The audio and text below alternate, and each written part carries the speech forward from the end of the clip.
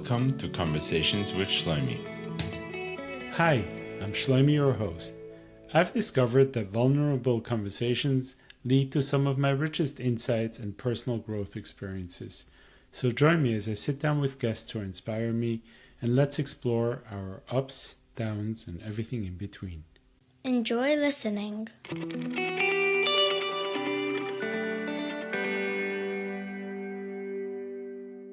My message is that history is not destiny. Another Dan Siegel term. History is not destiny. For those who are listening who've been struggling with suicide for years, who've been hospitalized dozens of times, who have tried different types of therapy, who are like, I'm the broken, there's things out there for everyone and I'm the only one who's struggling. History is not destiny. It's the way that you've lived your life with whatever pain and trauma that you've lived. It does not have to be the end. It's not the end of the story for you.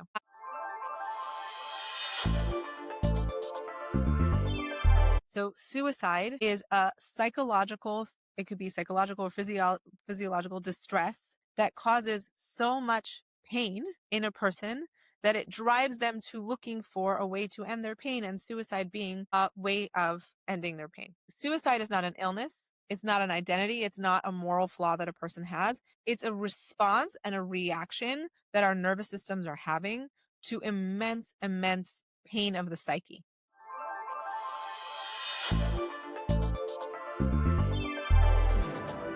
Bring it on. Pour on the empathy. Buckets and buckets of empathy. And I think people mistake empathy for sympathy. Oh, poor you. Oh, Neba, you're going through this. So sad for you. That's not empathy. That's sympathy. And it does not feel good. We do not like it, right? I don't think anyone likes to be on the receiving end of that. Empathy is, I see you. I feel with you. This is really scary and hard. I'm so sorry you're going through this. I'm not going anywhere.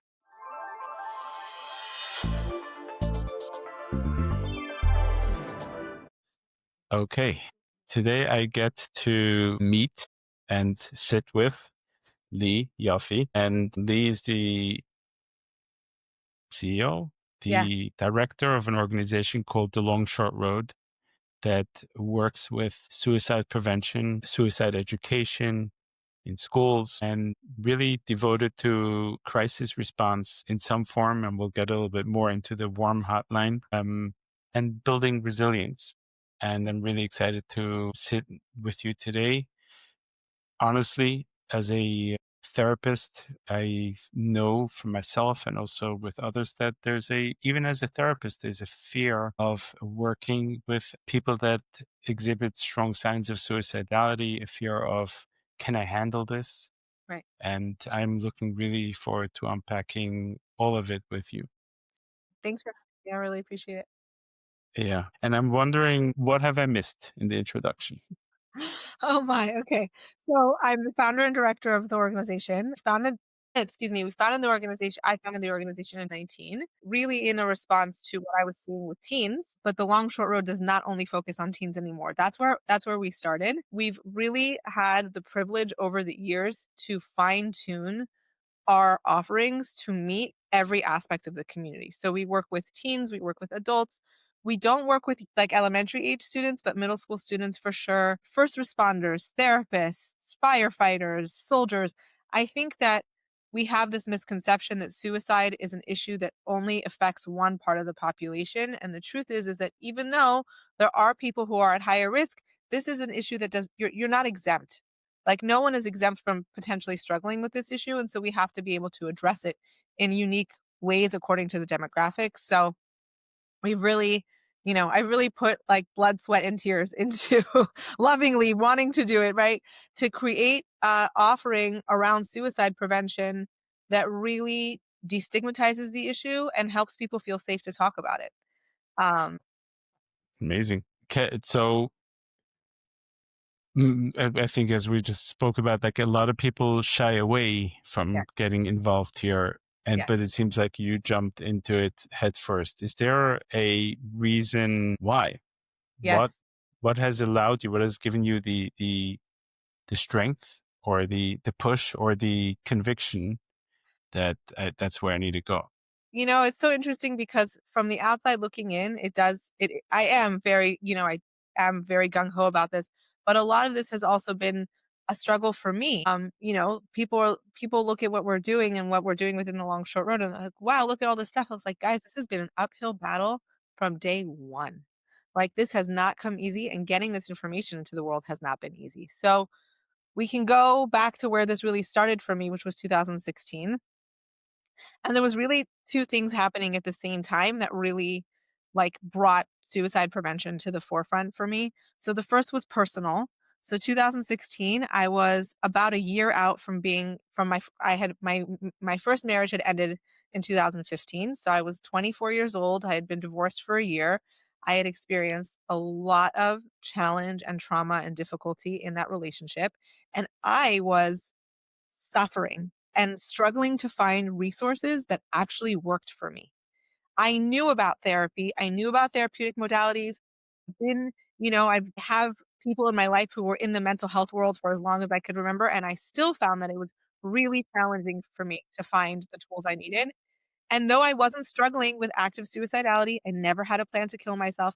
I would sometimes go to sleep and say, I wish that I could. I don't want to wake up tomorrow. I cannot wake up to my life like this again. And it was really, I was really suffering a lot. And simultaneously, and I really want to make a point for your listeners that these two things were happening at the same time. And the reason I'm stressing this is because sometimes we think that people who are struggling are not also functioning in society. People are very good at masking their pain. I was excellent at masking my pain. If you would have seen me in 2016, you'd be like, that girl's depressed? There's no way. There's no way. But so simultaneously, professionally, 2016, I was the creative director at C-Teen International, so the Chabad Teen Network. I had a lot of involvement I oversaw all of our curriculum development, all of our programming. So I really had my hand in a lot of Chabad houses around the country, and I had direct communication with shluchim and teens of all ages. There was no connection to mental health here other than I was someone they were in touch with regularly. So when problems would come up in their shluchis or in their C-Teen chapter, they were coming to me anyway. So when you're working with teens, one of the big issues that comes up is mental health challenges, and suicide is unfortunately the second leading cause of death for teens. And so I had shluchim approaching me and teens approaching me saying, my friend is struggling, I'm struggling, I don't know what to do. And part of me was like, I'm a layperson. Like, I don't know. But they were asking me for help because they felt comfortable with me, not because I had the tools. But it got to the point where it was happening so often. I think it happened like at 4 or 5 times within a couple of months. And then I personally had an interaction with a student that I knew well, that was very good at masking, was, top of their class, had valedictorian, early admission to college, like all of the high and mighty pedestal that we put people on. And this young person was also struggling with very, very real active suicidality. And when they shared it with me, and I'm saying they because I don't want to, expose don't want to give away identifying details if it was a boy or a girl, but it kind of lit something inside of me, like this fire of I'm looking at this person who's in so much pain. I don't know what, I'm just going to follow my intuitive gut feeling of what I should do in the moment to try to help this person. Happened to be at the Shabbaton where this event unfolded. There was a shlucha, there was a Rebbitzin at the Shabbaton who was trained in crisis management, who saw the interaction I was having with this girl and figured out how to pull me aside at one point and be like, hey, that looks really serious. Like, can I help? And so I basically just after that threw myself in head first to trying to figure out what is it that I can understand about suicide prevention so that I could just help internally within C-Teen. The plan was never to run my own nonprofit, to develop my own programming, to make suicide prevention my full-time career. That was an organic, that happened organically as I got trained and as I got into the world. I saw more and more need, and I just went where the need was. So what I've built over the last 6 years, I believe that everything is ishgacha pratis, but that wasn't like the plan. So that's kind of, a little bit of how that came to be. So you fell into it by witnessing one too many times, like the need and the lack of resources, Yeah. and just I cannot sit idly by while this is And it was happening. really like, in Pirkei Avos we say, in the place where there is no man, strive to be the man. So I'm like, excuse me, I'm looking around. I'm like, where are all the people who are supposed to know what to do? And what amazing ashgacha pratis that this Rebbitzin was in earshot. I have no idea what I would have done if she wasn't there, because there were 70 other adults there. None of them knew what to do. Mm. And it really, it was very, but again, it was these two pieces together. I was tired of feeling the way I was feeling personally. I was tired of feeling depressed and drowning in trauma and not feeling like I could get by in my life. And also seeing it that it was happening to other people. And it kind of gave me this kick to like, we have to do something. But it was also an uphill battle. Getting trained was challenging because it's expensive and time consuming, and finding the right modalities. And people were not open to this. When I told people I was getting trained in suicide prevention, they mocked me. Jobs that I had at the time became at risk. Like, we don't want someone who's talking about this on our staff. It was very an uphill. Still, even to today, I've trained over 10,000 people. I've trained in so many schools, so many communities. And on a regular basis, I will still have Hanhalas of day schools say to me, we don't need your services. We don't have this problem here. I know they have this problem here because their students are calling me for help. Right. So it's, it's not So as much, it's you still know, an uphill battle, meaning that there's a huge disconnect between reality of where students and teenagers and you're saying adults are today and the acknowledgement of the Hanhala or the our management or society. leaders of Yeah. the school. And Wow. even beyond that, even just, in a community setting, right? In a shul, in a Chabad house, in a school environment, even take it back to the most basic level, the foundational level at home. The disconnect between teens and their parents. Wow. Mm.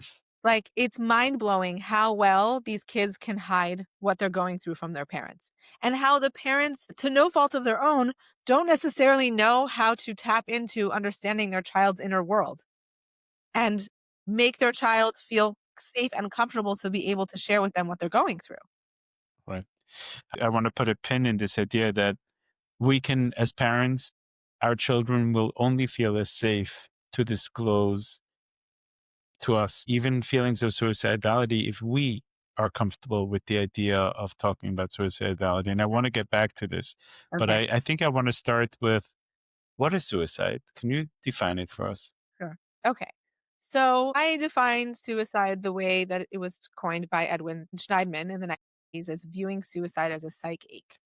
So suicide is a psychological, it could be psychological or physiological distress that causes so much pain in a person that it drives them to looking for a way to end their pain, and suicide being a way of ending their pain. Suicide is not an illness. It's not an identity. It's not a moral flaw that a person has. It's a response and a reaction that our nervous systems are having to immense, immense pain of the psyche. And the way I like to break this down for people, when I say to people suicide is our nervous system's way of looking for safety, people think I'm crazy. Like, what do you that's to a person who's calm and who's able to use the full faculty of their brain, suicide is not a logical option.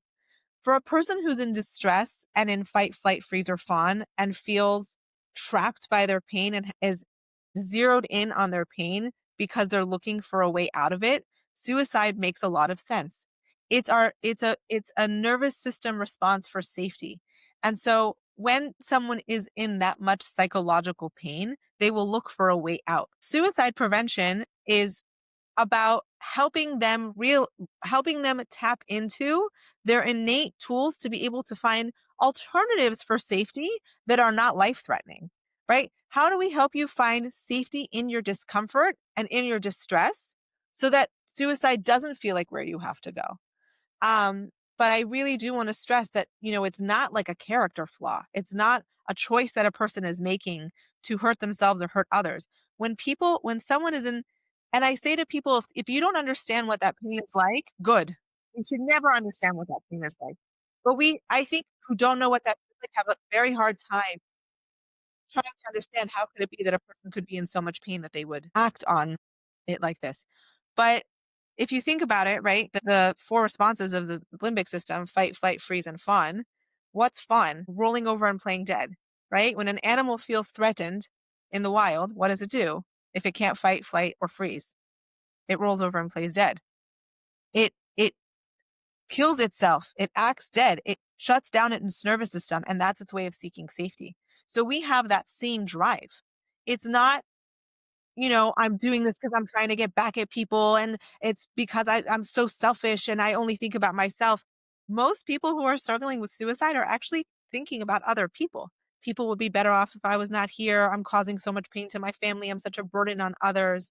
Again, maybe that's not a logical response, but it's very hard to access a logical response when you're in that much psychic. Wow. Yeah. So the freeze response, I believe, where you just freeze or play dead, is like an animal will just lay there and freeze and just not move. Right. Versus maybe by us as human beings, the freeze response means like, okay, I'll actually take action Right. to be dead. Jumping a little bit deeper into, so there's different stages of suicide. There's like something that you mentioned, like, hey, I don't want to wake up tomorrow morning. I'm not going to do actually anything about it, but talk a little bit more about that. What's inside of me. So, suicide really, or suicidal ideation really exists on a spectrum, right? So you may have people who have these fleeting or even repeating thoughts of, I don't want to live like this anymore. I wish I could go to sleep and not wake up.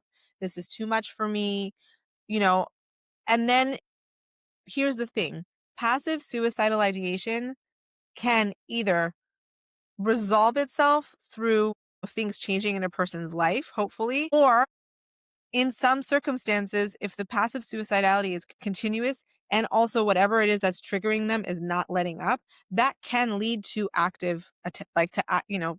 to actively seeking a plan for suicide. So a person who's actively suicidal then is someone who is making a plan for how they're going to kill themselves, gathers the means and plans to execute this plan. So it can be a very fine line between the two. What I do want to stress, though, is that most people who think about suicide, even seriously, even Googling Googling ways and having whatever, don't actually act on their thoughts. And I'm saying that because I think that a lot of people who might be listening to this may have that feeling of like, oh, I've thought about suicide. Does that mean I'm in danger? Risk is not always an emergency. Risk shows us where there's room for healing, right?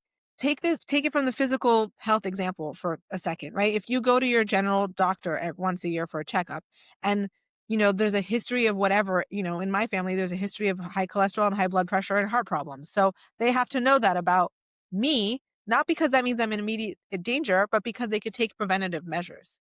So for people who are listening to this, like, I sometimes think like that, or I sometimes feel like that. That's a really good opportunity to deepen our awareness of, if this is how I'm feeling, then what steps can I take to help relieve and offset this pain? Yeah, it doesn't have to be a life sentence. Meaning it can be a symptom or a point of reference to say, hey, I should look into this. Like, Yep. why am I feeling like this? Because I can help myself. I can deepen my connection with myself and find out what this might mean to me. And if I may just add one more piece to that, issue often that I see with people is that they identify their suicidality as like a moral flaw or something that's wrong with them. And I think that is something that's, we've been indoctrinated to think that based on the way that suicide is stigmatized and the way that it's been handled, definitely in the frum community, right? Like, this is crazy. If I'm thinking about wanting to go to sleep and not wake up, I must be a terrible person. And I'm going to go to Gehenna and my siblings will never get married if this gets found out, da, da, da, da, da. The change, meaning the awareness of the suicidality, is important, but the way that we handle it within ourselves makes a big difference. Hating on yourself and saying, oh my gosh, I'm so stupid, I'm so broken that I feel like this, is not going to help you make decisions to go in a different direction, right? In a more positive direction. We have to meet ourselves with self-compassion and with loving kindness, not, wow, I'm such a bad, crazy person because I'm suicidal. Wow, I'm having these thoughts. That's really scary. I'm going to investigate further. What does that mean for me and what can I do about it? Okay. I'm going to put a pin into this too, because so we have passive suicidal ideation, one stage. We have active suicidal ideation, which means Or I'm intent. looking for means or intent, which means I've already looked for ways of how to do it. Does there always have to be a lead up to suicide? Does that mean that someone has to have had feelings of, hey, I want to potentially, I can't wake up like this, or I want to take actions. And then after long contemplation and having gone through the process, like, okay, I've arrived at the end and here is what I'm going to do. Or Right. can there be someone wakes up in the morning feeling fine and at 4 o'clock in the afternoon, they are. So can that happen? Yes. And actually, cannot remember the name of the author, but there is a wonderful book called Rethinking Suicide, where he talks about this a lot, that we used to think that it was only that there's a buildup and it has to be, a compounding factors that lead to this. Um, Again, because if we're looking at suicide as a nervous system response, right, and as a psych ache, when it could be, could it be that one thing triggers them to feel that way? Yes, but that doesn't always mean that there's going to be an immediate drive to act on it, right? I do want to stress that there's many causes and conditions, and we do see impulsive suicides. We also see suicides that are very methodical and thought out. I think it's kind of a spectrum of everything in between, and it really depends on the factors and circumstances of a person's life. Okay, so I'll give you an interesting example that I was discussing with someone a couple of days ago. After the stock market crash in 2008, there was a very high rate of suicide deaths, right? And you could say, well, these people had never struggled before, right? But they had this big moment of bankruptcy, losing their home, losing their job, losing their finances, losing all their life savings. And the tunnel vision of this immense disaster drove them to suicide, right? As opposed to, if you look at statistically after 9/11, the suicide rate, I may have this wrong. I think it either stayed the same or even went down in the few years after. Even though it was such a disaster and this terror attack that rocked our nation and shocked our nation, there was a sense of camaraderie among people, right? New Yorkers talked about feeling the whole country felt so connected to each other. So even people who were struggling in the aftermath felt a sense of kinship. So it's, just to point out that, like, you could look at something like 9/11 and say, wow, people may have, were people dying by suicide because of how tragic it was. Actually, the opposite. Actually, the opposite. So it's not so straightforward to be able to say every person is going to experience it the same way. Right. For therapists that work in an agency, they're very familiar with a form that's called the CSSRS. Yes. Part of the questionnaire, interestingly enough, is, have you ever had any feelings of like, I don't want to wake up tomorrow? Right. Passive suicidal ideation. Have you ever thought about actively doing something? Right. And even if the person says no and no, Right. there is still two questions that have to, the middle questions get skipped, and the two questions are, have you done anything to, let's say, within whatever time frame the form is applied to, have you done anything in that period to actually try to commit or to die by suicide? Maybe addressing this piece that it can happen on a spur of the moment as well. So we can't exclude just because I've never had those thoughts that I've never actually acted on it. Right. Yeah. Right. Okay. The name of your organization, The Long Short Road. Yes. And I think you named it after a Hasidic parable. Yes. Can you speak a little bit to Sure. So, the name, the concept of the long short road, that from where I learned it, comes from Tanya, from the Alter Rebbe. And in the opening, like the approbations, it's not even in the first chapter. The approbations that you read on Yutis Kislev when we start the cycle from the beginning talks about this concept. At least that's the first place it's mentioned in Tanya. It's mentioned a few times, but it's mentioned right there in the beginning. This idea of taking the short long way versus the long short way. And the Alter Rebbe is obviously talking about it in terms of Avodas Hashem, right? That you have these shortcuts to try to access this higher level of connection to Hashem. And sometimes, but sometimes you see the shortcuts don't work. So then you have to go back. So you try the shortcuts, but then you end up having to go the long way. So you spend all this extra time looking for ways out, and then you just have to take the long road anyway, versus taking the long short way. You start with you take the long road from the beginning.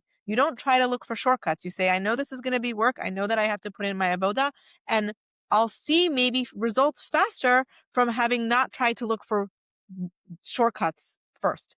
Now, in terms of how we apply this to mental health, right? I think that people have this idea that, if I'm struggling, I'm going to make an appointment with my therapist. I'm going to find a therapist. I'm going to sit down. I'm going to talk about my problems. I'm going to have 2-3 sessions. I'm going to feel good. Ta-da, all done. Or they start looking for shortcuts. What's the fastest way that I can circumvent this journey? And the point is that the journey is important. The journey is not about how fast you can be done with it. It's about taking those steps.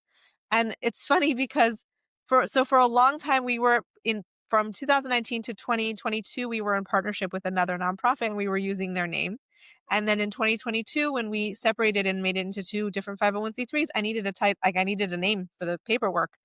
And it was one of my interns who was not religious, had never learned Tanya, but had heard me talk about the concept of the long short road in one of our suicide prevention classes. We were sitting in a meeting and she goes, I really like that phrase that you used in that class. That should be the title of the organization. So that's how it came to be. I mean, listen, I'm a Lubavitcher, so I think it's a pretty cool, to have that connection. But I think that people want to see instant results when it comes to healing, and I wish I could give it to them. I really do. But we have to be willing to put in that work and start on the long road, not start with looking for ways to circumvent or cut off the process. So it's beautiful. The source of it, I think we talked briefly before we hopped on this podcast, is a Gemara in Eruvin where Tana asked a young boy, he came to a city and he saw it right there. And he said, what's the way to the city? And the boy said, well, there's 2 ways. There's the short, long way, and Right. there's the long, short way. Right. So he went and he took the short way, but right before he was at the walls of the city, but there was no way to traverse and actually get into the city. Right. And then he had to retrace his steps. And he asked the kids, like, what's going on? I said, there's the long, short way and there's the short, long way. Right. And like you said, the Alter Rebbe in Tanya uses this as a way to approach the work of self-reflection, of self-improvement. I'm curious, like, so like someone before we spoke about that, someone realizes, wait, I find myself wishing not to, I can't wake up like this in the morning. Okay. This is a good moment to you don't freak out. It's normal. It happens to more people than you think. Right. What is the work? What is the long, short way to think about this? And what do I do? It's a great question. It's an awesome question. So I think it's not one size fits all for each person. I'm going to share an approach that I think could be helpful. The way that each person takes this approach is going to be different for them. Mm-hmm. So I, as I was saying before, when you asked me how do I define suicide as a psychic, and looking at it really from a brain perspective of what happens to our brain and also what happens to our mind, right? What happens to our ability to take perspective when we are in distress. And often suicidal intent, suicidal thoughts is a response to feeling a sense of overwhelm and too much distress. So I'm sure you're familiar with, or if you are familiar with, the concept of the window of tolerance, right? There's a window of tolerance that every person has. Their ability to handle distress and discomfort and stress being thrown their way while still staying open, alert, active, engaged with their life. And then too much distress can either cause a person to come out of their window of tolerance into a state of hyperarousal where they become chaotic, angry, aggressive, threatening, right? Or they become hypoaroused and they go into a freeze response and they become, what's the word I'm looking for? Rigid, shut down, disassociated, right? And so to me, when I think about what is the work of suicide prevention, to me, the work is expanding our window of tolerance. It's not about stopping the challenges of our lives, because that's physically impossible. And if I could do that for people, I would have done that on day one, and I would have not dedicated the last 10 years of my life to this work. Like, plain and simple. People ask me how I do this all day. I build Lego in my free time. This is how I decompress from from holding. It's supposed to hold space for people. It's also very heavy. But I think that the long, short way is not about, I'm going to push away my challenges. Challenges aren't going to happen to me anymore. It's, how do I meet my challenges when they are happening? How do I learn to expand my window for tolerance, for distress tolerance? So, like, I'll just tell you for me, I said this before, from the personal approach, I was living with complex post-traumatic stress disorder for years before I was diagnosed. When I learned about the window of tolerance for the first time, I felt like someone was turning a light on in my brain. And I was Mm. like, wait, you mean I'm not crazy? Like, you mean I'm not this broken person that's just doomed to go through the world feeling completely lost and incapable of handling myself for the rest of my life?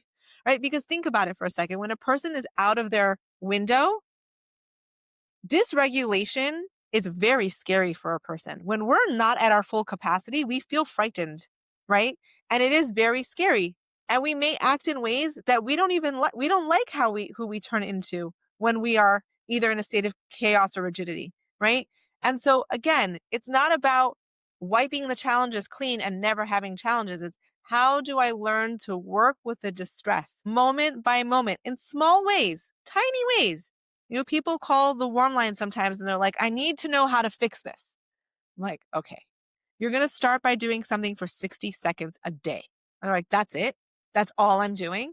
Like, yeah, you're training your your nervous system to create new pathways. That doesn't happen from from one time a week meditating for 60 minutes. That's great, right? You don't go into the gym and expect that you can immediately lift 100 pounds you have to work towards it. So you start small and then you build up. Yeah, that was a way more scientific answer than I thought I was going to get. No, I like it. So basically, if someone were to look at this as a warning sign for themselves, and I say, okay, I want to get a little deeper with myself because there is another way to live that Yeah. doesn't need to feel this way. So I think what you said is one of the first things is to know that, wow, I'm noticing that my window of tolerance, my ability to handle adversity is very small. And when I step out of that window, it feels so overwhelming that I end up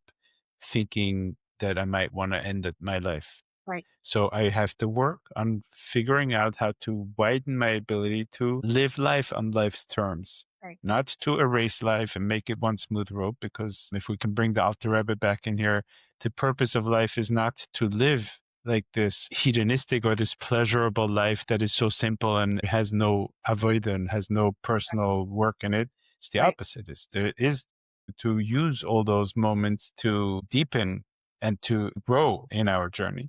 Yeah. So if I may, one other piece I want to say on this, widening the window of tolerance really depends on where you're at in that particular moment.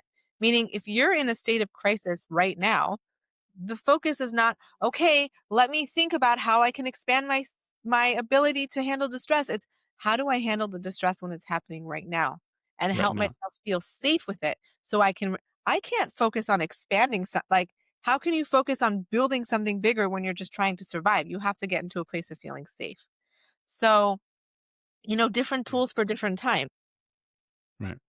And I want to maybe add a little bit more scientific Do. psychoeducation piece to this. Just what does it mean when we are in our fight flight response? When we are in that means that the part of our brain that acts on a natural instinct that doesn't require thinking is deactivated for the purpose of survival. Like, Right. do I need to fight right now to survive? Do I need to run, flight? Do I need to freeze? Or do I need to pretend like everything's fine, fawn? And in that moment, my reasoning part of the brain is really not online. And it's not supposed to be, because I am fighting for survival. Yeah. Problem is that sometimes when I've been conditioned and been in situations where everything felt and Survival.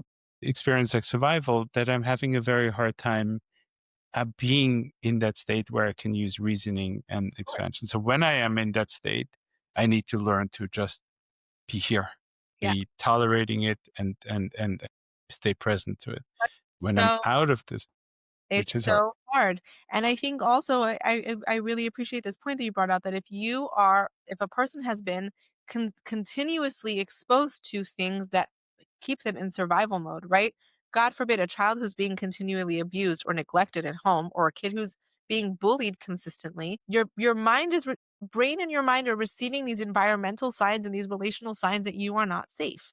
I just want to stressing this point because I want people to understand that it doesn't always feel so straightforward to be able to say, oh, right, I'm out of my window of tolerance right now. Let me find a way to seek safety. If the environment around you is not safe, it can be very challenging to find internal safety. And I absolutely think that our internal tools are necessary. There's a both and here, that we need both inside and outside of us to feel safe or learn how to create safety when we don't have it. You mentioned this 60 seconds. Yes. So what should someone do for 60 seconds? When I'm out of my window of tolerance, I will take 60 seconds if I can catch myself. And before I totally lose it and yell at my kids, or, like yell at somebody in traffic who cut me off or whatever, right? What I do is I either give myself a hug, or I'll do butterfly taps, and I just try to get centered back into my body. I set a timer on my phone. I literally set the timer on my phone, and I stand away and I go, okay, for these 60 seconds, I'm standing here. It's really uncomfortable. I hate this. I cannot wait for it to be over, but this is what I'm going to do right now to help myself feel safe. It's sometimes just sitting in stillness and breathing, and not like forcing breath, just passively allowing your breath to come in and out of your nose. Right? You're just sitting passively at your desk. You're not thinking about breathing, but you're still breathing. So just doing that. Um, the DBT skill of TIP is so temperature, intense exercise. What is it? Paired muscle relaxation. And why do I always forget the second P? I should know because I just took the I training not too long do ago. it But all the time and I always forget. But hey, I'm human. But even just the temperature part of TIP, right? I like to do cold exposure. I also hate the sensation of cold and wet. I cannot do cold plunges. I can't do cold showers. I can't do ice water. What I do is I have these like silicone ice caps that I get from Amazon. I originally bought them because I get migraines, but I realized that they're really good for changing my temperature and giving myself those 60 seconds of, a kind of like a shocking reset, you know? So again, it depends where you're at. Sometimes you'll need 60 seconds of calm. Sometimes you'll need 60 seconds of jumping up and down or shaking your body. Sometimes you'll need 60 seconds of cold. But just engaging with yourself for that short of amount of time can help you maybe not return to balance totally, but help you get back on that path. Because you're you're making an intentional choice to do something different in that moment. just for those that are not aware, like the ice packs, so they can be either a mask that freezes Right. with an internal and I put it over my face. Right. It could be blocks that are cold and I put them on my skin. Right. And the idea is to become just very conscious of this moment. I'm here and I'm doing something to stay here. Right. And that's the important piece. I think, one of the things that I'm very passionate about that I actually don't talk about a lot because people roll their eyes at me when I talk about it is meditation and mindfulness. But that's such how could we learn to expand our ability to handle distress if we cannot sit with the distress when it's happening? To be mindful of the moment and be in the moment as it is without trying to change it, without trying to force it, without kicking and screaming that you want it to be different. Trust me, there's been plenty of times where I do not want to be feeling the anxiety or the sadness or the depression that I'm feeling. You have to meet yourself where you're at and be in the moment. It's not about running away from the moment. It's meeting yourself where you are. And that takes practice. So 60 seconds of practice continuously, I've seen real results with people. If they've committed to even 30 days of 60 seconds, an hour, right? Not an hour, but over the course of 30 days, right? 60 seconds. I'm really bad at So math. half an hour. Okay. 30 minutes of mindfulness added into your life is better than 0. You've made progress. It's not going to be the cure all fix it. It's still something. Right. And maybe a very practical, and I would definitely not getting into what meditation is, but being able to be in that moment where I feel the distress and say, I'm observing right now this feeling of deep distress within me. So Yeah. I'm here with it. I'm just observing it and I'm letting it be. I'm not trying to push it away. I don't need to even act on it because I'm observing it. As if I'm like a little bit outside of myself looking at me Yeah. being in this state. Yeah. Okay, I'm a parent. Let's go there. We mentioned before talking as parents being able to hold this space for our kids. Yes. What does that look like? What does it require? And what's your message to parents? Okay, you just touched on my favorite subject. You're putting me on that soapbox now. So I'll tell you, from all the years that I've been doing this, and I've worked with thousands of families, and I've seen so many different scenarios, and I've seen so many different circumstances, and a lot of it comes down to the same thing. If we want, as parents, to be able to support our children, it starts with our own distress tolerance. If you, as a mother or a father, do not have space for your own feelings, if you cannot tolerate or learn to feel your own anger, your own sadness, your own anxiety without pushing it away or labeling it as bad, if you cannot face your own discomfort, then how in the world are you going to sit across from your child and hold space for theirs? Often parents will come to me and they're like, my child is really struggling, da da da, I need all this help. Okay, great. And they go to therapy and they're doing the work and they're doing DBT. And a lot of times we see that the kid is not improving because their environment is not changing. You're asking your 15 or 16-year-old child to do all the heavy lifting of changing their internal landscape without thinking about, is there an environmental change that needs to happen? So parents need to get comfortable with their own stuff. I see this very often, and people who are part of the long short road laugh at me, but this is true. That the psychiatrist whose work changed my life is Dr. Daniel Siegel. I call myself the unofficial president of his fan club. Big fan of his work. Happily hold the title of president of the fan club. He wrote a book in the 1990s with Mary Herzl called Parenting from the Inside Out. And I tell parents, like, you want to help your child, do the work to understand yourself better, because the way you respond to them might have nothing to do with them. Maybe it has something to do with the way that you were taught to handle. If you were taught as a parent 30, 40 years ago when you were being raised that anger is a bad emotion, that it's a avodah zarah, and there's no room for it in our household, and you have to be besimcha all the time, then how in the world are you going to hold space for your kid when they're depressed? Okay, yes, we're supposed to be besimcha all the time. We're supposed to see the bright side. Right now, that's not happening for your kid. You got to meet them where they're at. If you can't hold the space for that, it's going to be for yourself. Then it becomes really hard, if not impossible, to do it for your kid. I think that the space holding practically, again, to bring in a Dan Siegel theory here, he talks about this through the lens of attachment. And it doesn't, you don't only have to look at it from an attachment perspective, but I think it's very powerful. He talks about something called the 4 S's. So if we want to give our children secure attachment and create a secure, healthy bond between us and them, we need to provide them in our day-to-day interactions with them. Not always, because we're not perfect, but imperfectly trying to strive for this, to give our children a sense of feeling safe with us, of seeing them and knowing their inner world, and also soothing them and helping them regulate and co-regulate with them when they are in distress. Those are very, very challenging things to give. And I'll just say, as a mom of 3 young kids, wow. Like, do I know in theory how to do these things for my children? Absolutely. Have I read every book on it? 100%, right? Do I still make mistakes? Of course I do, because I'm human. So my message to parents is there's no such thing as perfect. You need to come to this with a sense of willingness. And I think part of that is that it's very hard for parents to look in the mirror and see their own stuff. And our children are our mirrors. They mirror back to us the avoda that we need to do, and it's super uncomfortable.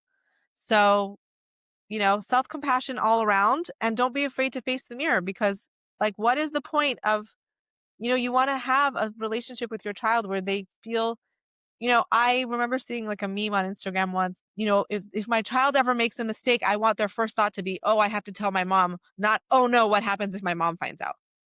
Right. And that's what we want. So we need to be providing our kids with those 3 S's. But again, it starts with our own inner work. We can't give our kids, how can we empower our kids with tools that we don't have ourselves? Mm. If I can reflect this back, so if I, in my own life, can handle distress or can't soothe myself or create a sense of safety for myself, a sense of belonging, a sense of security, then what's the expectation that my child, who is basically growing up in my environment, should be able to, yes, handle so? And Right, more so, what that right. will tell us is that when our child does feel distress, they don't feel safe coming to me with their distress. So they might be feeling very intense levels of, I don't want to wake up tomorrow, but I can't tell my parents because they can't even handle their own Can't handle distress. it. Right. They Yeah. can't handle it. They'll get mad at me. I heard a young kid said to me once, they called the warm line anonymously, and I just asked, I was like, does anyone else in your life know? I was only the second person they had ever told. The only other person that knew was a classmate who had made them call me. So, um, and this person said to me, on the outside, you would literally never know how bad it is. I'm I'm the kind of person, this is what this child said to me, 18-year-old kid, that if I were to kill myself, people would be shocked. Mm. They would be shocked because I'm the perfect model of a person. My parents don't know. So their parents, but this, I've heard this story hundreds of times. This is not unique to this one kid. I've heard this more times than I can count. And I'm not saying this, Chas v'shalom, to blame on parents. I'm not trying to blame parents. Parenting is not for the weak. Parenting is hard. Like, I want to go every time I'm in the grocery store and I see a parent with their kids, I just want to go over to them and hand them an award. I see their kid having a tantrum in the grocery line. I'm like, you're doing a great job.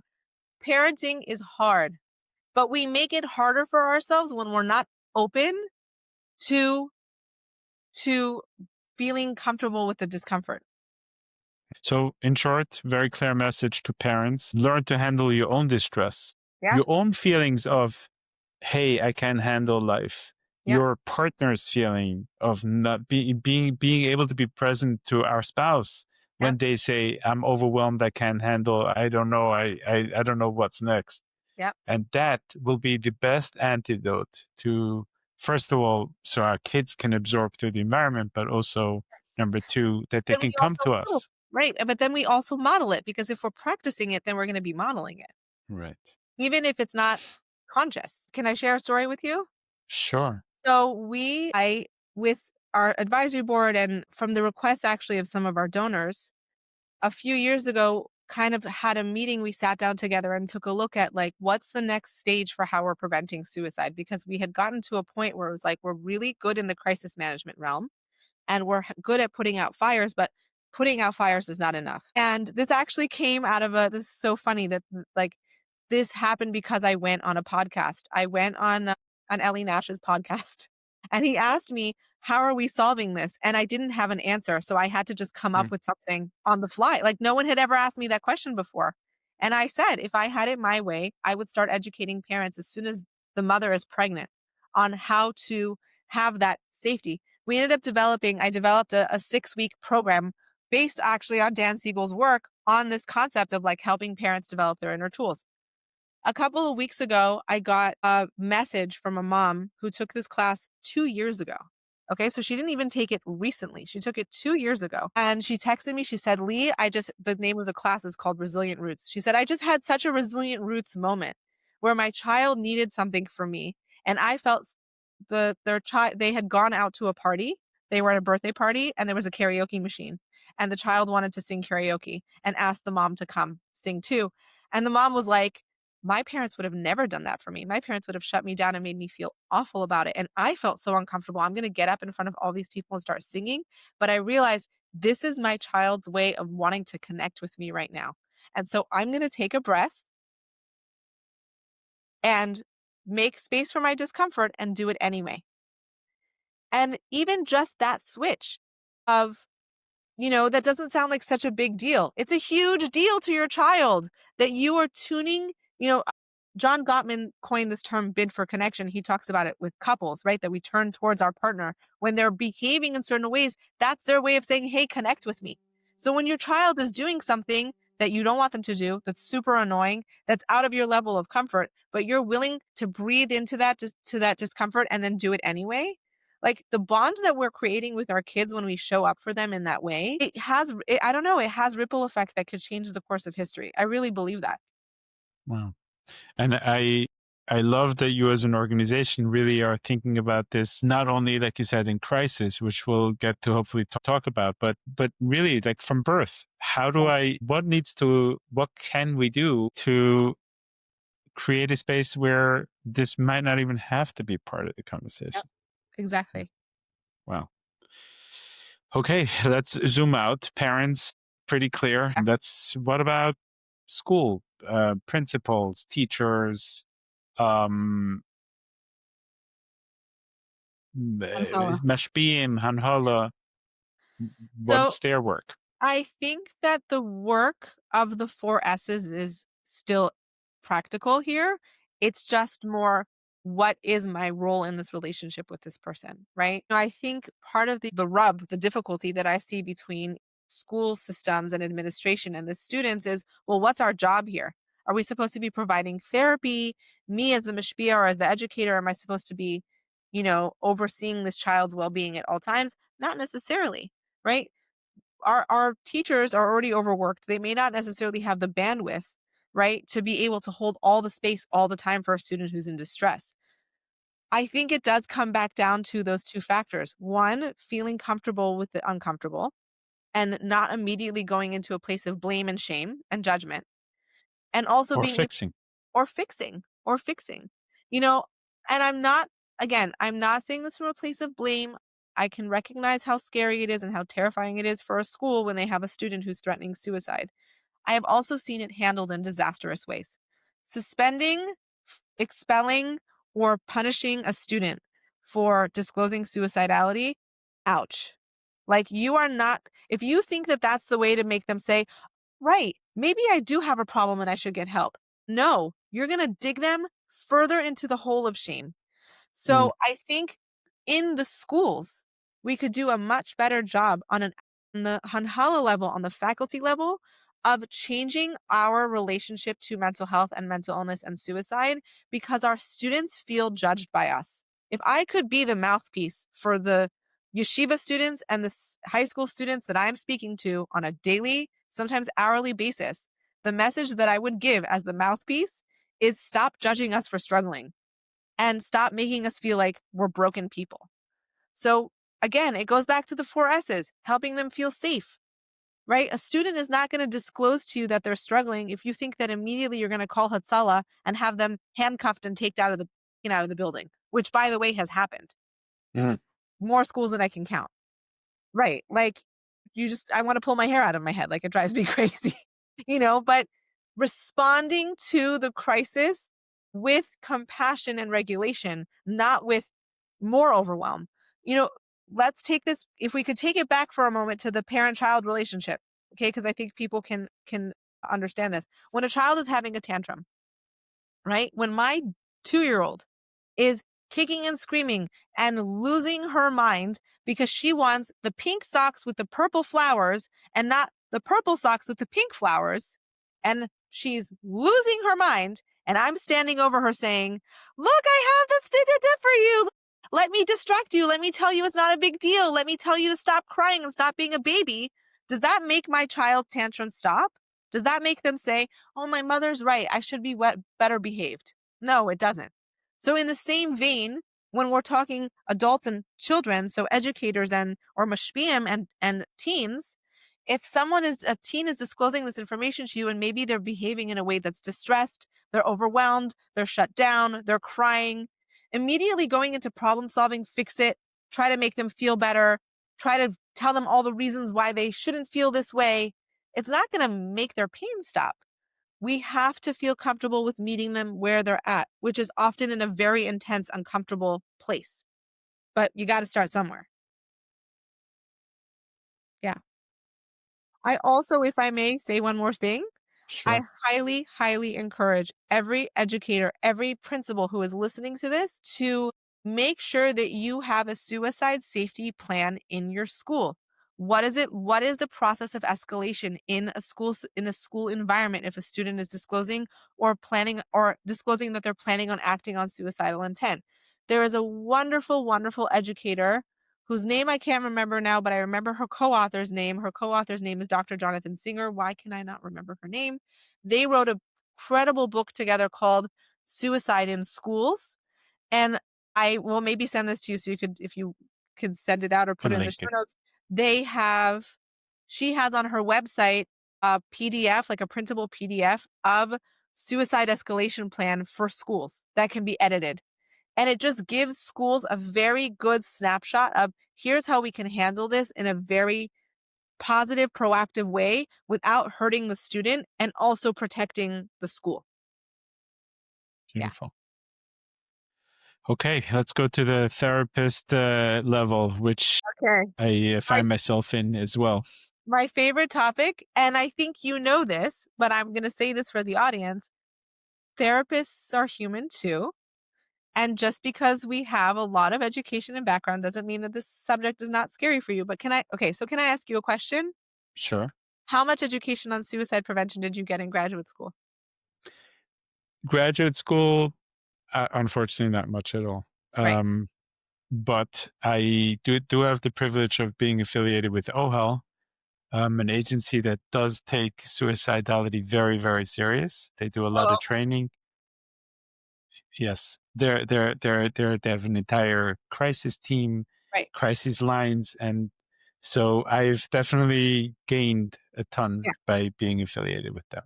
And you're very lucky because not everyone has that experience. And I speak to many, many, many therapists, including well-seasoned therapists who've been in the field for decades who do not know for no fault of their own. They just haven't received the training to know how to, again, it comes back to the same thing, comfortable with the discomfort and the normalizing and compassionate approach. Uh, yeah, I think that Stacey Freedenthal wrote a wonderful book called Helping the Suicidal Person. Do I have it here or is it in my room? That's how you know that I'm in suicide prevention, that my like light reading is books on suicide prevention that I read on Shabbos. She has a wonderful book with basically 100 very easy, attainable tips for therapists on what to do in the room with the client if they're expressing suicidality. I think the importance comes down to, obviously there are certain parameters as a therapist where you have to take certain measures if a client discloses suicidal ideation or intent to you, right? And that it can become tricky and it can become challenging. And how do you handle it? And so I always recommend that any therapist is in touch with their supervisor or anyone who is in their practice who could support them through this. It's funny how in all three scenarios, you would think that it would be different, but it really does come back to that normalizing frame, the learning to be comfortable with the discomfort and feeling comfortable talking to their client about their suicidality and not getting scared of them when they talk about their suicidality. When a client says to a therapist, sometimes it's so intense that I write suicide notes just to calm myself down. There are people that I know that their coping mechanism is to write a suicide note. Hmm. A therapist could hear that and say, "Oh, that's a red flag. I have to either make a suicide contract with them right now and make them promise they're not going to kill themselves over the next week or call 911." And I have to be honest with you, neither approach actually works long term. So trying to get your client to promise you that they're not going to act on their suicidal intent and basically making them, forcing them to sign off on something that they don't want to agree to, again, is not going to help them feel safe. I much prefer and recommend to people using a collaborative safety plan. Dr. John Sommers-Flanagan wrote an incredible book on the strengths-based approach to suicide, and he talks a lot about, working with the client, collaborating with the client to better understand what is it about their suicidal, like what's going on underneath the suicidality, and then also how can we work with it inside of the office and outside of the office. But again, it comes back to feeling comfortable with the uncomfortable. Yeah. A therapist who is terrified of their client's suicidality is not helpful to them. So let's unpack this a little more. Okay. First of all, if I could ask you to send me afterwards some of those links so we can really Yes, put them in the show definitely. notes, that would be helpful. Absolutely. So first of all, there are legal ramifications. When the client does come and talk about active suicidality, as therapists, there's a legal responsibility of taking action. Right. That's number one. But also, for a moment, to step away from that, the responsibility that a therapist has, and also the fallout of when someone actually tries to attempt to die by suicide or unfortunately succeeds in dying Right. by suicide. The investigations, Right. the stigma. The fact is, and I was at the Neshama conference this year, and they were talking a lot about that most therapists in private practice kind of like when it gets a little too serious, they say, this is not a case for me. I Right. can't I'm handle gonna this. I'm gonna give you up to higher care because I can't do this. I can't do this. So, which on the one hand, I very much understand where this Totally. therapist is coming from, but on the other hand, like the people in most need somehow don't get the care that they need. Right. What what can you offer Okay. to this So side of it? we could talk about this forever, and I actually will recommend for any therapist who's listening, please, please, please read Dr. Summer-Flanagan's book and Stacey Freedenthal's book, because they talk about within the legal framework, right? Within the responsibility that you have as a therapist, what can you do in high risk situations to keep your client safe? We're taught that hospitalization has to be the immediate response to disclosure of suicide. That's not actually true, right? Creating safety plans, creating networks of connection with them outside of the therapeutic setting. Yes, leaning on hospitalization if necessary, but not immediately jumping to that. I think that there is actually much more room for therapeutic support, even with clients who are suicidal, than what we're taught. I do want to just say I have a lot of compassion for therapists who are afraid of this. I get it. It's very scary to sit across from someone who you're seeing on a weekly basis and you wonder, are they going to walk out the door and go do something? Right? Do I have to call 911 right now because what's the legal responsibility to me if I let them leave? So I understand how terrifying that can be. And also, I just want to empower everyone with the knowledge that there are tools out there to help us better assess how we can provide support before hospitalization, even in a high risk situation. Um, I tell people all the time, you know, hospitalization, though it's necessary in some circumstances, is really a band aid on a gaping wound, right? It's going to keep someone safe for 24, 72 hours, 1 week, 2 weeks. And there are situations, please don't get me wrong, where hospitalization is necessary in order for a person to then get higher level of care, right? To enter inpatient treatment or residential. Not everyone who's struggling with suicide, even chronic suicidality, is that a good fit for, right? So I think empowering yourself as a therapist with more, don't be afraid to get educated about suicide, because even if you say, I'm not a therapist that deals with high risk patients. Okay, one day a high risk patient is going to walk into your office because they liked your bio on Psychology Today. It has nothing to do with whether or not you listed on your profile that you do suicide prevention or crisis management. They liked your profile, they liked your picture, they connected with you, right? So do the due diligence of doing your homework to better understand, how can I be that supportive person, and what are the necessary steps I could take therapeutically to protect them and protect me. So I'll definitely Right. say, And also, even if one of your non-high risk clients suddenly turns into a high risk don't client. don't bury your head in the sand and say that's not my specialty, so it's not going to happen. You don't know, take the responsibility of getting educated on this and what you could do to help clients if this does happen. How much, I think this, before we turn to actual crisis, what to do in the crisis, but how much, how important is empathy in the parent, Hanhola, therapist relationship with the person that is struggling? How much of being empathetic and being able to feel in and almost arrive in the space of what makes this person be in this state, being able to almost feel that, how helpful is that for the Super person? helpful. Bring it on. Pour on the empathy. Buckets and buckets of empathy. And I think people mistake empathy for sympathy. Oh, poor you. Oh, Neba, you're going through this. So sad for you. That's not empathy. That's sympathy. And it does not feel good. We do not like it, right? I don't think anyone likes to be on the receiving end of that. Empathy is, I see you. I feel with you. This is really scary and hard. I'm so sorry you're going through this. I'm not going anywhere. And I'm going to quote Pat Ogden, let you borrow my nervous system, right? When we can turn with empathy towards people, then we could say, I'm not afraid of you. I'm going to be this calm presence with you so that you can borrow my calm until you can reach for yours. Empathy is massively important. And again, I think it gets lost because we're afraid of people and because we're judging the situation and we're judging the issue. People find it very hard to be empathetic towards someone who's suicidal because they immediately go into it's against halacha and what are people going to say and da da da da da. We go into all of these storytelling. Strip the layers. Just take off all those layers and look under the behavior. There is a person here who's in a lot of pain who needs you to see them. Bring on the empathy. Loads of empathy for sure. Yeah. I mean, we say in Shabbos and davening, "Imoi anochi v'tzara," I am with him in the state of distress, meaning in some ways almost that I can experience and have complete understanding of why this person is here. And it makes sense in this state. Absolutely. Okay, crises.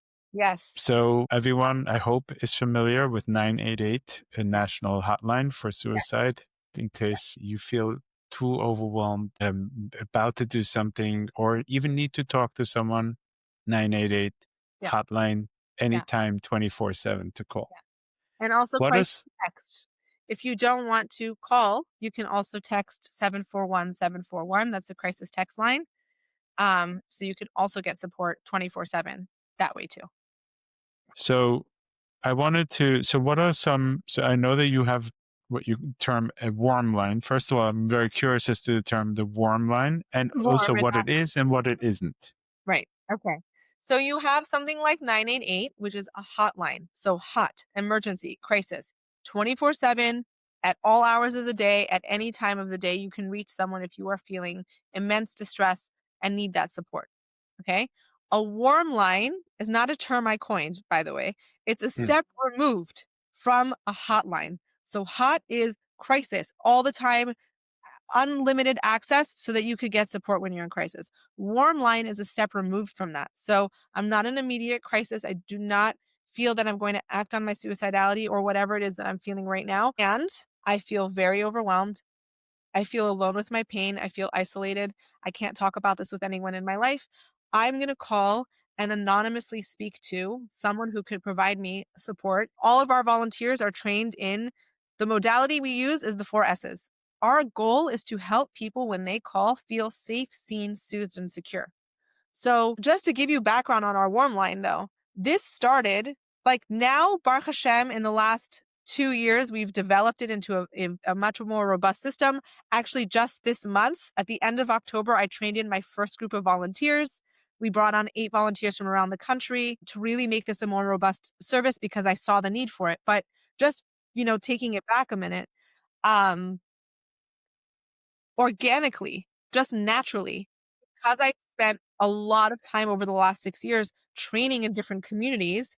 And also, in a weird way, I have COVID to thank for this, that I did hundreds, at least 400 trainings on Zoom during the 2021 to 2022 period. I think I was on Zoom sometimes 3 times a day doing round the clock suicide prevention classes.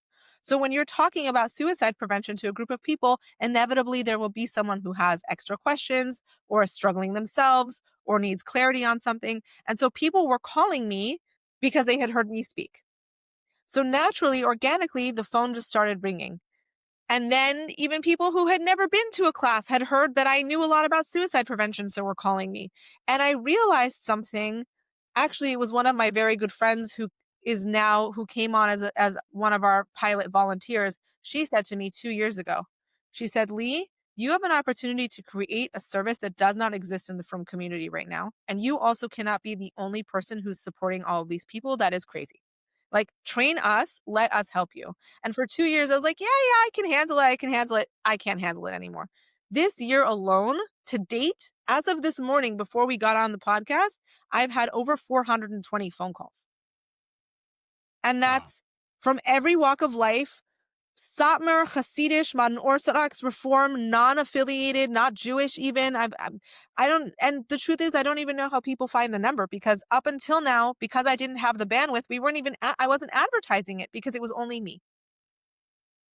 A warm line system, it is a system that exists in other programs. NAMI, the National Alliance of Mental Illness, has a national warm line that you could call 10 a.m. to 10 p.m. And I realized a lot of people, most of the people who are calling because not only can they talk about their problems with us or with me, but they can also talk about their challenges associated with struggling with suicide and also living a frum life, and I'm going to get it. And they don't have to explain anything to me. I understand Shabbos. I understand Kashrus. I live the same life that they do, so I get it. And so having an emotional support service where you can gain support and occasionally guidance. We do offer referrals on occasionally, though that's not what the focus is, right? We do have parents call to ask about how they can support kids. So it's a very robust service that offers, different things. But I just saw this, the need became greater than what I could handle by myself. So we created more opportunity. And I realized after, only less than a month of having my volunteers on, that 8 people is not even enough. So we need way more. So hopefully, Bezrat Hashem, within the next 6 to 8 months, I'm planning on training at least 20 more, at least, because the community needs this. Unfortunately, the amount of suicides that have happened among the different Orthodox communities this year have really woken people up. And so people who are struggling are now reaching out for help. And people who are concerned about those struggling are also reaching out for help. So, we gotta give them somewhere to go. Any other resources that we should mention here? Other resources that we can mention here. Yes. For people who are needing halachic guidance in terms of mental health and how do you navigate certain things with mental health, there is a wonderful organization called A Drop of Light that's run by my colleague and dear friend Hadassah Zirkin. She has an extensive list of rabbanim who are well versed in mental health and well trained in understanding how to paskin on mental health. So that's just another resource that I find is very helpful for people to know. And how do you connect it to your work, or how would it connect? So I think, a lot of times when people call the warm line, they also have halachic questions, right? Such as an example. Really, my suicidality is worse on Shabbos and Yom Tov. What do I do about that? I see. But I don't want to be Mechal Shabbos. I don't want to be Mechal Shabbos, but also all I can think about all Shabbos is killing myself. What do I do? Right? I can't paskin for them to use their phone. I can't tell them to go for a drive. They need to speak to a competent Rav. Right? Other resources that could be helpful. What's the name of her organization? Drop of Light. A Drop of Light? Beautiful. Yeah. I'm trying to think about other resources. Maybe it'll come to me over the course of the... Okay. And we can hopefully put them in the show notes if there's anything additional. Social media. Which I think statistically we know creates some isolation and very negative self-images. Are things getting worse? Totally. Absolutely. With social media, yes.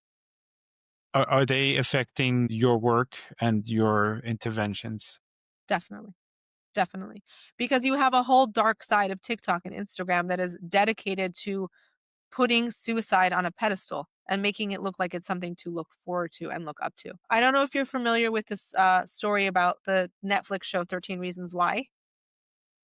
Okay, so in 2015 or 16, Netflix dropped the show called 13 Reasons Why. I'm telling you this story for a reason. They aired this show about a 16-year-old girl who dies by suicide, and she leaves 13 clues for her friends about why she killed herself. And the whole story is basically the scavenger hunt, so to speak, that her friends go on to kind of understand what happened. And you see her perspective kind of from on high, watching her friends discover why she killed herself. So 2 points to what was so toxic about this show. One, it made suicide look like something to look up to, because look, she's looking up from heaven and seeing everybody mourning her and getting that love that she didn't get when she was alive now that she's dead. And two, the show was extremely graphic about suicide. The scene in which this girl killed herself literally handed a blueprint to hundreds of teens around the country for how they could complete suicide. And in the 2 or 3 years after the show aired, the suicide rate went up about it was a 20% increase in suicide deaths. Yeah. And Wow. a lot of those suicides were completed in the same way that it was completed on the show. So that just gives you an insight into how bad media can be. This show is nothing on TikTok and Instagram. Nothing. It doesn't even hold a candle up to the dark corners of social media.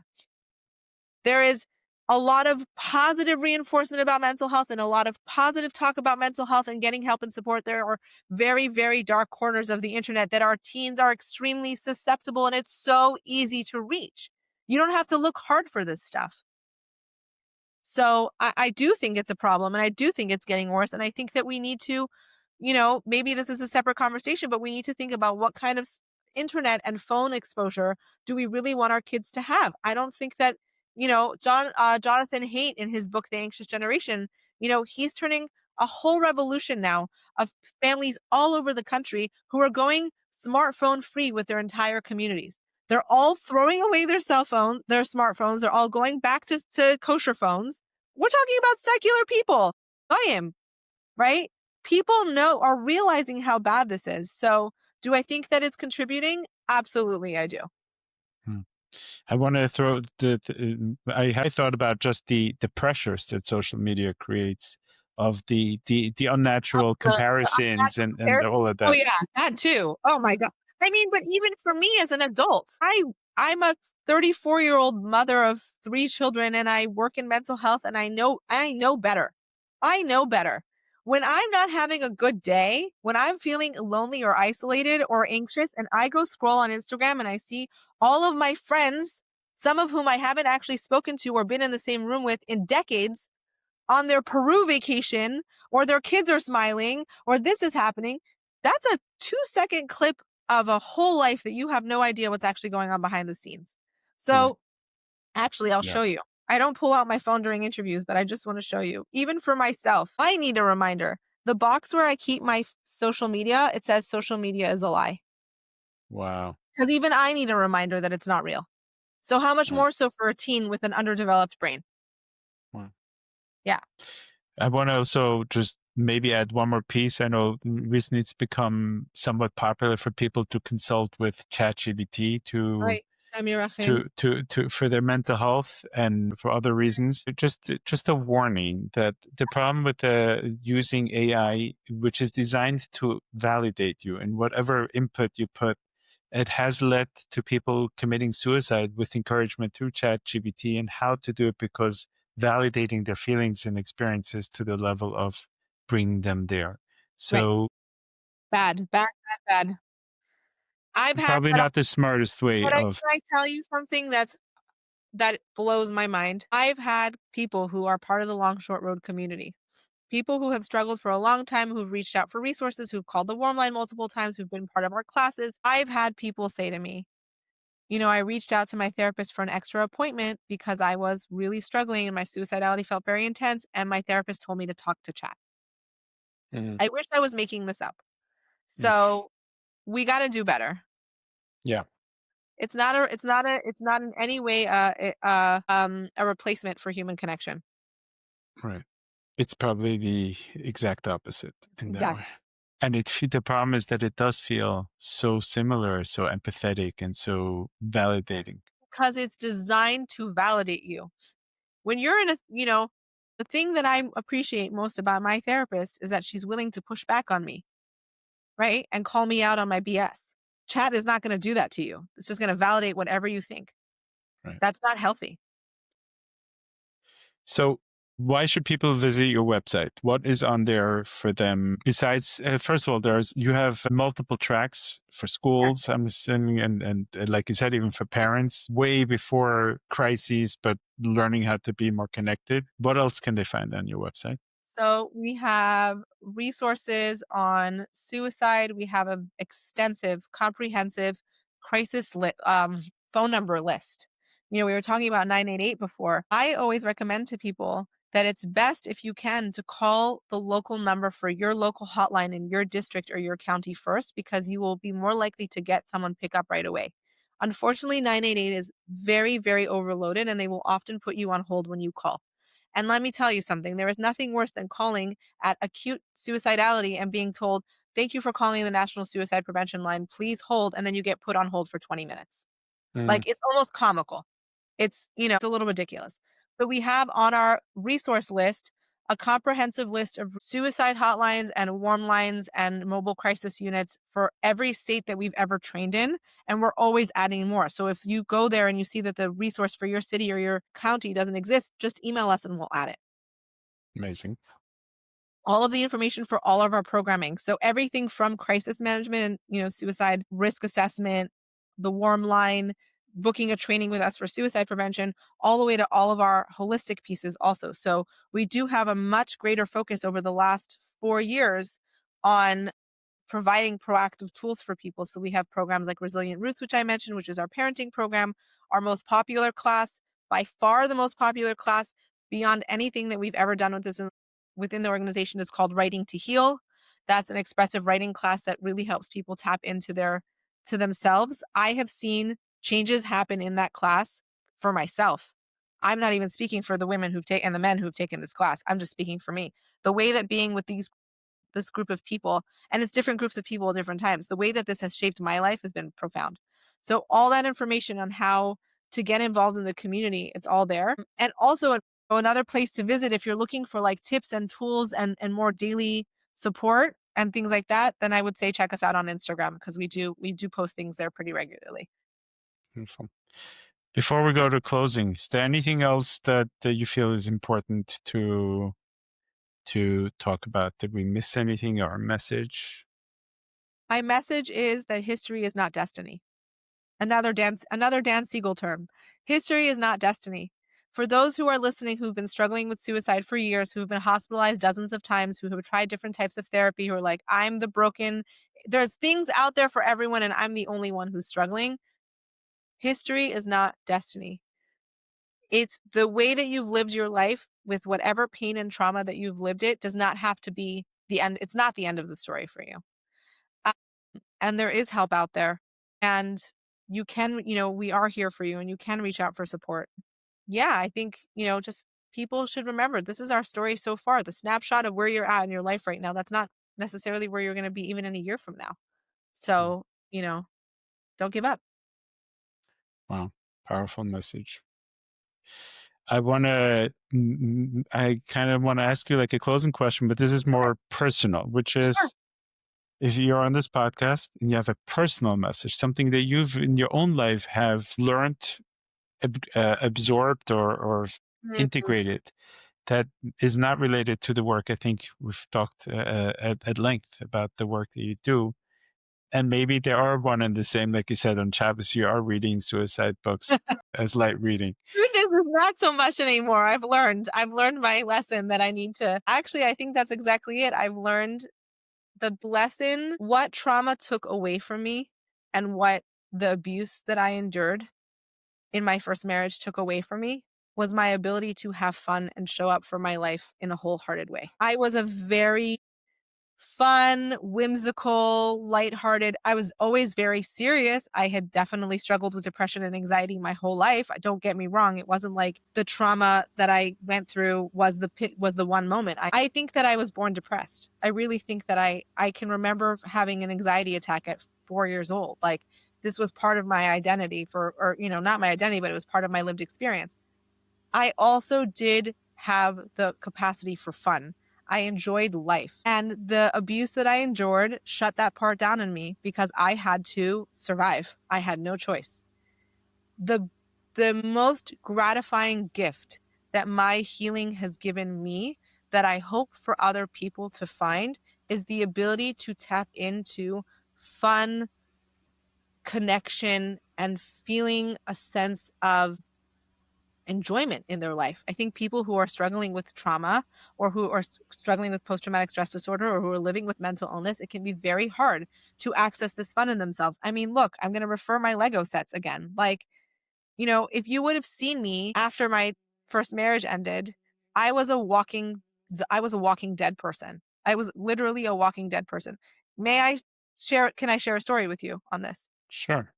One of the things that had been so difficult was that in my first marriage, my ex-husband and I had a affinity for Disney. We both really loved Disney.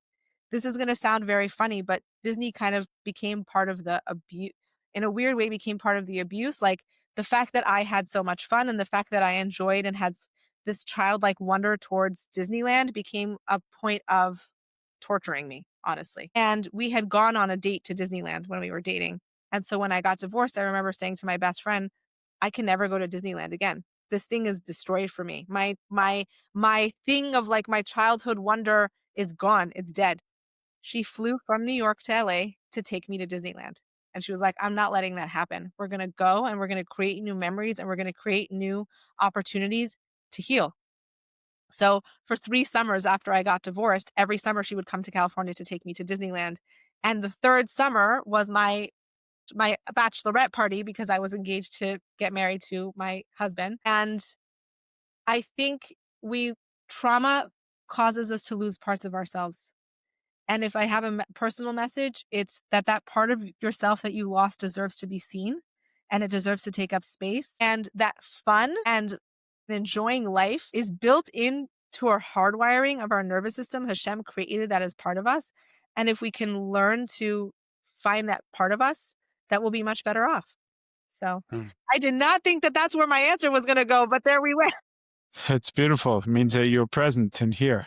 My second question, I think I have the answer, so I'm going to answer, but ask a follow-up question. Like a habit, something that you've introduced in your life that feels like has been extremely helpful. And I think I'm looking at it with the Lego, like having that space of really having my own creativity. So only the Lego, which is so important because that's my space, my somatic with my hands, my concentration on something that brings me joy. Right. I am actually curious, are those sets that you followed instruction or are there also your own? No, I can't. I'm not that creative. These are all Lego sets that I followed instructions for, but they're still really hard. They're really I could imagine. They look so intricate. Or you don't even see the ones on the top shelf are even more intricate. But actually the practice that I use on a much more regular basis, because I am, a mom of 3 kids and I run a nonprofit, which is like a 4th baby. So Lego only happens like random nights when all of my kids are asleep before 8:00, But one tool that I definitely, in other words, never, literally, it's like Motzei Shabbos. Now that winter Shabbosim, it's like, they'll be asleep by the, Shabbos will be over and I'll still have time to do it. Even before the first marriage, I'm a writer. I love to write. That's my first passion. That's actually what I thought I was going to do with my life. I'm a published fiction author. Just rediscovering writing in a therapeutic way. So like the expressive writing technique that I now teach in the Long Short Road, that technique saved my life. It absolutely saved my life. And I didn't discover that technique, by the way, until I was married for a second time and we already had our first daughter. So it wasn't even until I got divorced in 2015.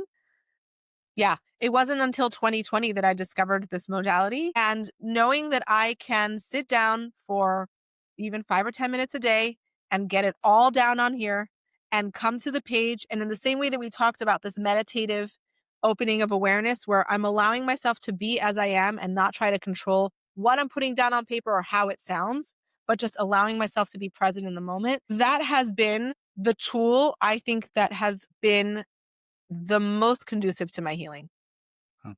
Yeah. Wow.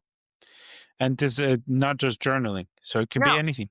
I could write fiction for fiction. Yeah.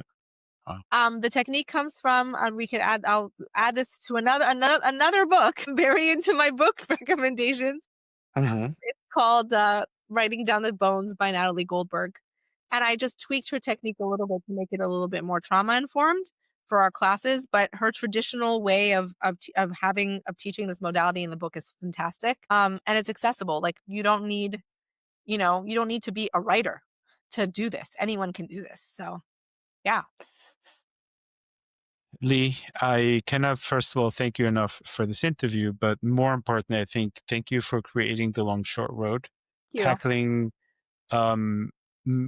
a topic that most people run from, unfortunately. And I want to give you a blessing, that you should be able to take this from Michael to grow and extend the reach and the help that you extended to our communities. And it should, to the point where you're doing so well that it all becomes connection building rather than having to be crises related. And I tell people all the time, give me a bracha that we should retire from crisis management. Exactly. That's the goal. But I do thank you. This has been really informative for me. So I've had deep joy in having this conversation. Thanks so much for having me on and for your willingness to talk about this, because we need to talk about this more. So thank you. Have a beautiful day.